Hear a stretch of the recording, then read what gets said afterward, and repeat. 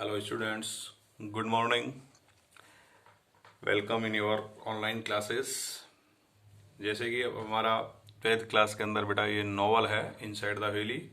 पिछले दो वीडियोस में introduction of the novel and the major character and minor character के बारे में आपको बताया। आज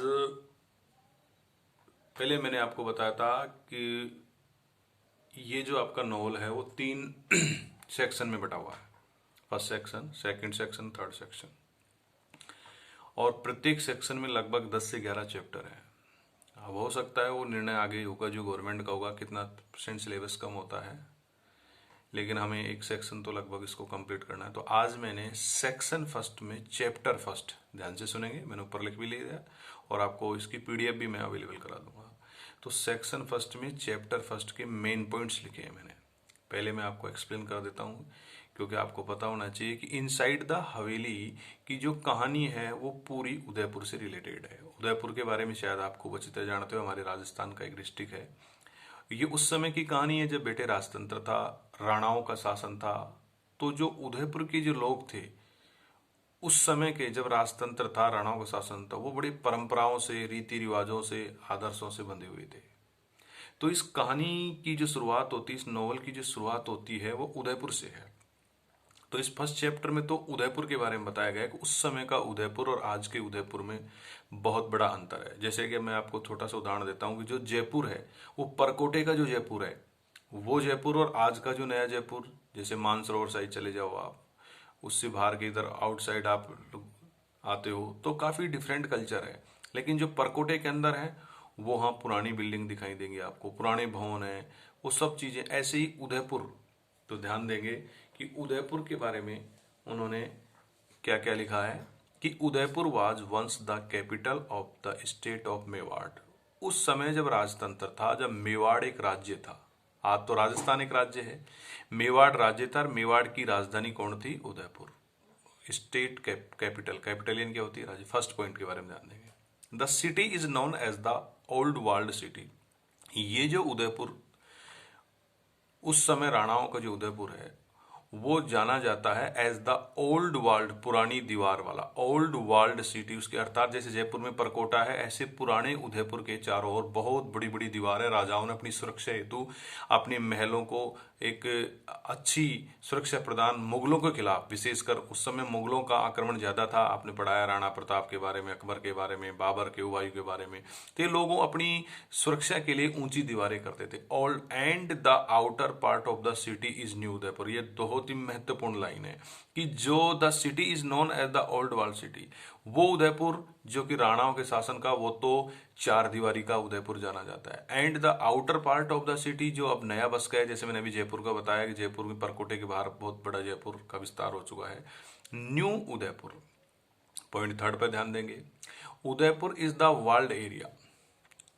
Udaipur the world area has 4 gates. जो चार दीवारी वाला क्षेत्र है उदयपुर का, उसमें 4 दिशाओं में अलग अलग दरवाजे, 4 gates which open in 4 different side of the city. ध्यान देंगे, उस चार दीवारी वाले उदयपुर में, उस परकोटे वाले उदयपुर में 4 दरवाजे हैं बेटे, और चारों भिन्न भिन्न दिशाओं में खुलते हैं। एक पिछोला झील की तरफ, एक सज्जनगढ़ की डूंगरी की तरफ, बहुत सारी चीजें उसमें बताई गई हैं। Udaipur is surrounded by A wall. ध्यान देंगे, वापस बहुत इंपॉर्टेंट क्वेश्चन है, माध्यमिक शिक्षा बोर्ड में ये 6 नंबर का प्रश्न भी आया हुआ है लॉन्ग आंसर टाइप में, तो इसलिए आपके क्वेश्चन कहीं से पुटअप किए जा सकते हैं। These are very important points, first chapter section first में से। उदयपुर चारों ओर से सराउंडेड यानी घिरा हुआ है by wall, and this wall has 4 big gets.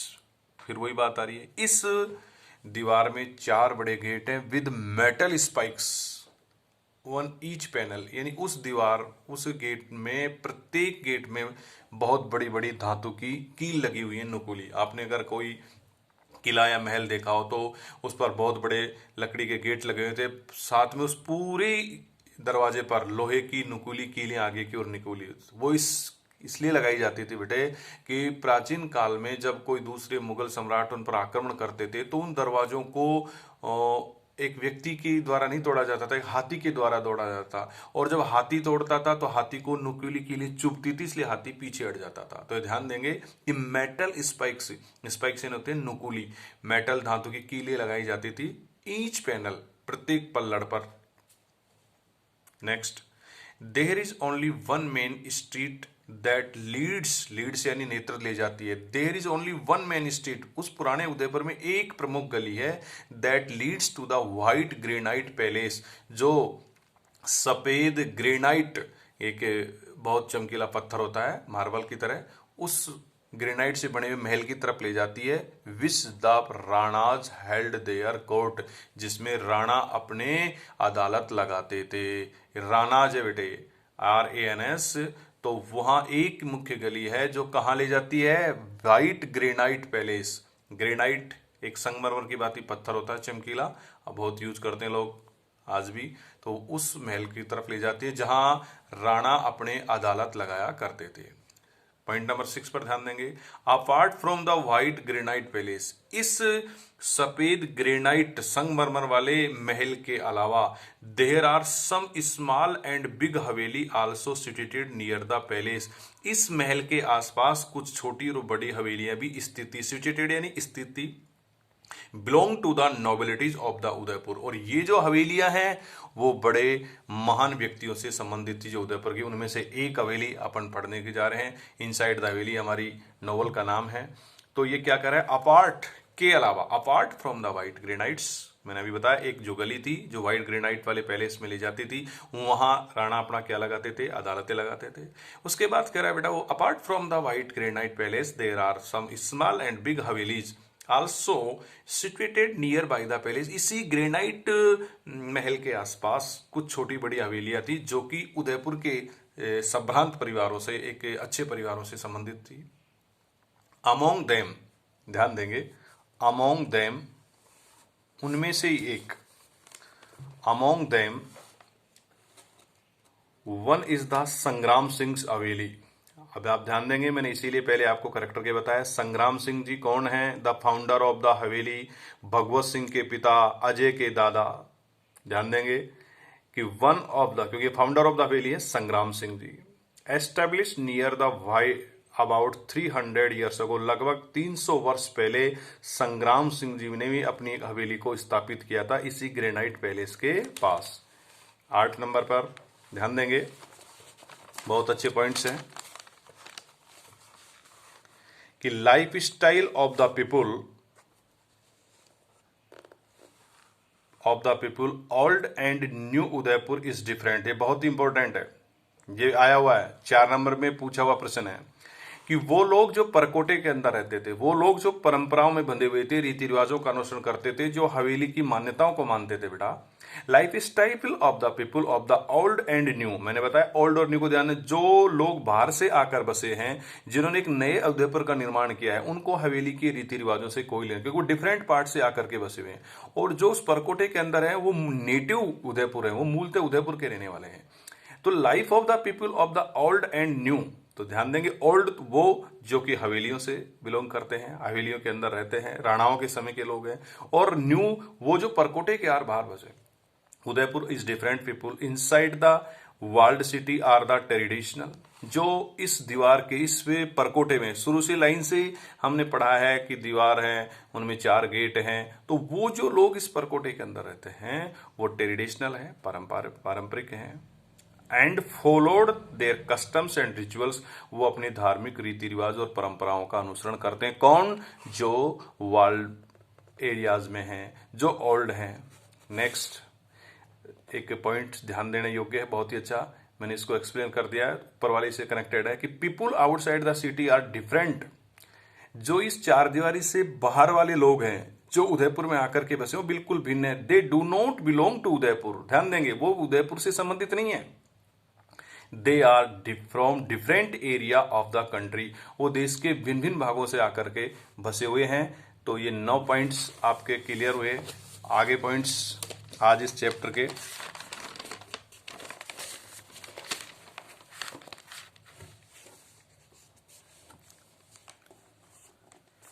Haveli has many courtyard with many rooms. जिस हवेली के बारे में हम पढ़ने जा रहे हैं, हवेली हैज मैनी कोर्टयार्ड, इसमें बहुत सारे आंगन थे। कोर्टयार्ड यानी होता है आंगन। विद मैनी रूम्स, जिसमें अलग अलग रूम बने हुए थे। मैंने आपको बताया था कि उस जमाने में एक परंपरा थी कि गरीब व्यक्ति जो अपने बच्चों का पालन पोषण करने में असक्षम थे, due to poverty, due to drought या एनी किसी कालमटेज, कोई भी जो आपदाएं हैं उसके कारण वो अपने बच्चों का पालन पोषण करने में समर्थ नहीं थे, तो वो अपने बच्चों को हवेलियों में छोड़ देते थे एज ए सर्वेंट। वहां क्या होता था, उन बच्चियों का पालन पोषण होता था और उनकी शादी की जिम्मेदारी उन हवेलियों के मालिकों के द्वारा होती थी। इसलिए वहां बेड को मैनी रूम्स थे। The haveli has no safe from the outside. लेखक बहुत अच्छे कि अब लगभग 300 पुरानी, आप जानते हो हर चीज की एक सीमा लिमिट होती है, कि the haveli has no safe from the outside. बाहरी जो रंग रूप है वो लगभग इस हवेली का बिगड़ चुका है, but inside there is a definite plan. लेकिन अंदर आज भी वही डेफिनेट प्लान। लेकिन बहुत अच्छा एक व्यंग है कि बाहर से तो उसका रंग रूप बिगड़ गया, क्योंकि अब तो प्रजातंत्र आ गया, लोकतंत्र हो गया। तो the haveli has no safe from the outside, ये एक बहुत ही इंटरेस्टिंग लाइन है और एक सटायरिकल, आप तो लिटरेचर स्टूडेंट है, व्यंग है कि बाहर से तो शान शौकत खराब है। वैसे हम जैसे उल्टा पाल पाते कि कई बार ऐसा होता है ना कि ऊंची दुकान और फीके पकवान, की बाहर से रंग रूप अच्छा है लेकिन अंदर मटेरियल सही नहीं है। यहाँ क्या है कि शेप ऑफ द आउटसाइड तो खराब हो चुकी है, लेकिन आज भी हवेली के अंदर तो एक निश्चित योजना है। कहने का भावार्थ कि वहां आज भी रीति रिवाज, कस्टम्स, ट्रेडिशंस का पालन किया जाता है। So there were the separate section for man और वुमेन। इसलिए इस हवेली के अंदर स्त्री और पुरुषों के लिए अलग अलग विभाग हैं, separate section. The servants of the haveli also live in their quarters and courtyard. और इन हवेलियों की जो नौकर हैं वो अपने परिवारों के साथ अलग अलग क्वार्टर्स एंड कोर्टयार्ड, घर के आंगन में रहते हैं। ये मेन पॉइंट्स थे इस सेक्शन फर्स्ट चैप्टर के, क्योंकि कहानी की शुरुआत कहां से है बेटे, उदयपुर से है। ये पूरी कहानी का जो केंद्र बिंदु है इनसाइड द हवेली वो उदयपुर है। वहां की रीति रिवाज, वहां की परंपराएं, वहां के आदर्श, वहां के नियम का इसमें रामा मेहता ने जिक्र किया है। मेन जो कैरेक्टर्स हैं उसके बारे में मैंने आपको बताया कि गीता बॉम्बे की रहने वाली, well educated girl, she has married with the Ajay Singh who belongs to Udaipur, a big haveli. He is the professor of physics in Udaipur University. How she adjusts her life in a orthodox traditional family of Udaipur. तो कहानी का प्रारंभ उदयपुर से है। इस chapter के first part में केवल हमें उदयपुर के बारे में जानकारी दी कि उदयपुर उस जमाने में कैसा था। नेक्स्ट जो आपका सेकंड पार्ट होगा उसमें कहानी प्रारंभ होती है अजय की वाइफ गीता और गंगाराम की वाइफ लक्ष्मी, दोनों ने एक ही दिन उस हवेली में बच्चियों को जन्म दिया। लक्ष्मी की बेटी का नाम सीता है, वो अगली वीडियो में बताऊंगा, लेकिन मैं आज आपको बता देता हूं, कंटिन्यू अपन बने रहेंगे। लक्ष्मी ए made in the Haveli, she gives birth a child named Sita. Geeta, the daughter-in-law of the Haveli, gives birth a baby child named विजय बाईसा। दोनों का एक ही दिन जन्म होता है, लेकिन वो नौकरानी है लक्ष्मी और गीता इस हवेली की बहू है। तो किस प्रकार उन बच्चियों का पालन पोषण होता है और आगे चलकर किस प्रकार हवेली में एक नवाचार उत्पन्न किया जाता है गीता के द्वारा। लक्ष्मी तो after birth of Sita she left the haveli, some personal problem,